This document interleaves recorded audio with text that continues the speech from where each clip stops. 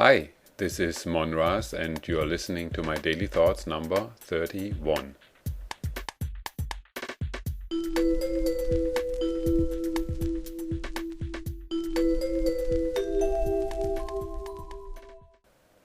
Today's reflections are about Let's look forward? After the last 9 sessions dealing with the dire state of democracy, let us do what politicians always suggest in a bad situation, and that is look forward. So simply look forward, should we? While positive thinking and looking forward is an admirable attitude, it however misses the essential point, which is to learn from mistakes in the past. Yes, I know politicians all want to analyze what happened, then take the so-called facts, draw conclusions, and submit and vote on bills that are supposed to provide for change. Despite the fact that after a bad happening, these bills are almost never in favor of the people, or of the original constitution and freedom in general, it leaves out completely the most essential points, the finger pointing and verdict. As a general rule, in-power politicians, except very few, never want to point fingers. It is like among those politicians, finger pointing is not allowed. Is a big no-no, an unwritten political society rule, and regarded worse than pointing the middle finger. Let's take the scenario of a bad happening into a courtroom for a minute. We have 2 parties in front of the judge, both claiming whatever they claim, and the judge or jury in a situation of having to find out the truth, then point the finger and come to a verdict. Or let's take the scenario of a bad happening into a family environment for a minute. We have one of the kids doing a big mishap, and the parents being in an educational situation that requires them to find out what happened and why, then point the finger and cast the grounding verdict.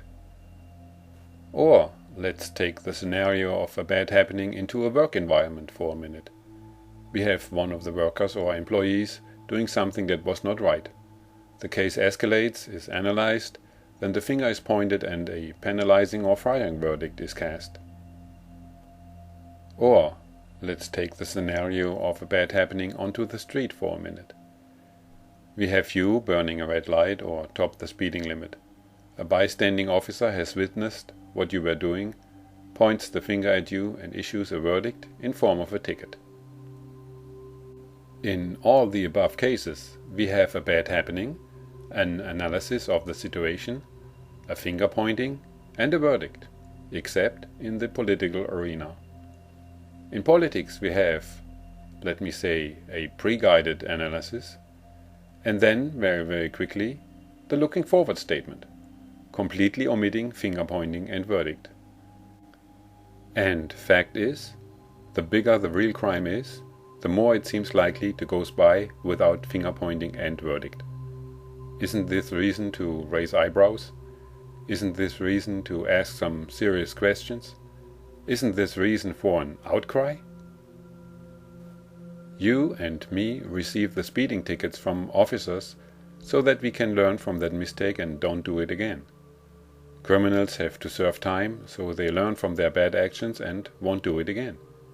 In power, protégé politicians, despite their horrendous actions, don't need to learn anything, other than that they are above the law. The Constitution wanted that nobody is above the law, but still, in power, protégé politicians get away with the biggest crimes in history. How come? Is that what the system wants to teach us? The higher in the political arena you are, the less you have the fear of prosecution, the more you are above the law, because you make the law? How do politicians in power expect the citizens to abide by the law if they are, by themselves, already the worst offenders and liars? It's a question of mindset and leading by example. The innocent until proven guilty, or not guilty until proven otherwise idea sounds good, as long as the proof process cannot be undermined. But if you are in power to influence that very process, what validity does it have? People are not ignorant. They start to realize more and more what's going on, if a case is prosecuted or not. Torture and unjustified wars by politicians and wars on the street by criminals. What is the difference? Trillions of tax dollars stolen from the people and grand scheme bank robberies by criminals. What is the difference? I can't see any. It's the same mindset. Do whatever I can get away with. As a matter of fact, things have completely turned upside down. Instead of trying to hold the Constitution and original ideas of the Founding Fathers high, now politicians are trying with their best efforts to find ways how to alter and suspend basic constitutional and human rights. Unfortunately, we can only imagine what the real talk behind the scenes in politics is. But it does not really matter so much, because what is going on in their minds is reflected in their actions, like the way they talk, the way issues are approached and questions are answered. You can draw a lot of information from that. For instance, is the answer to a question straightforward or not? If not, then they don't want to answer that question for a certain reason. Are the words used diplomatic style? Then it's done to evade the truth. How is the person reacting to a question? Nervously or aggravated? Then you are touching a sensible point he or she is rather not ready to talk about. Don't be impressed by any statement politicians give. Most of them are done to make you believe they are holding your values high, when in fact they are just doing the opposite. Politicians are similar to those priests that want to make you blindly believe in something without asking the right questions or ask questions at all.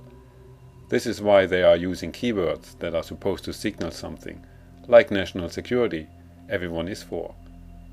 They hope by using that keyword you drop your mental firewall and agree to their agenda without the proper understanding of what the real content is.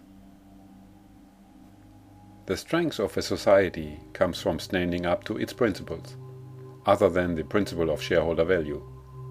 If no other principles are upheld, then the society turns into what we have today, a modern form of money-controlled dictatorship.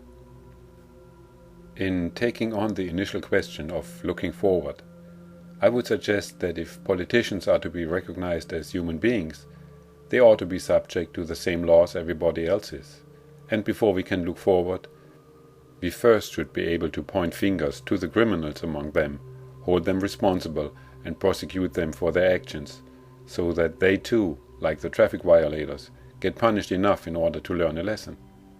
The lesson will be a lesson for the political society too, by making clear to all participants that this is the way democracy is supposed to work. If we don't achieve this goal, to provide justice for all at all levels, then the only lesson the people will learn is to act like their elected leaders, according to grab what you can before someone else beats you to it. In other words, the more criminal you are, the more you get rewarded. Is this the freedom and democracy we are all dreaming of? For today, I thank you for your time. May the higher spirit help us evolve. Until the next daily thoughts, yours truly, Mon Rasz.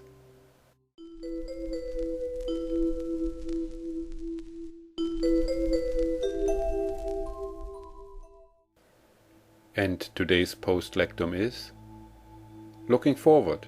Exclamation point. Of course we have to think positive, set goals and look forward.